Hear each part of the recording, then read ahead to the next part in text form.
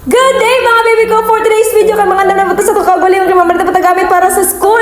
O karon medyo lanog-lanog din ito akong tingno kay naatadriya sa kulog kayo nga room. So mo to na lipstick na itano kay para ganita mo ragpatay tanahon sa gawas. Pagkauban kay magilis sa tagpantalon no kay grabe jud kay init to yung mag short taning dalan. O masulubo na nato ani atong jacket o ibutan na po nato ato ang bag.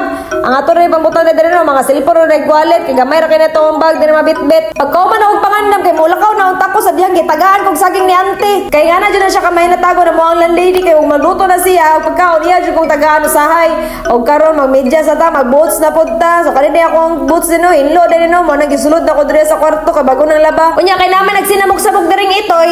Alam mo nagigugos-gugos sa nako gibibibibi. Mao diri ni iro alaga din sa mo ang landlady no. Mao na pag-open kani ako ng kwarto musulod jud na si Sora para makigdula nako.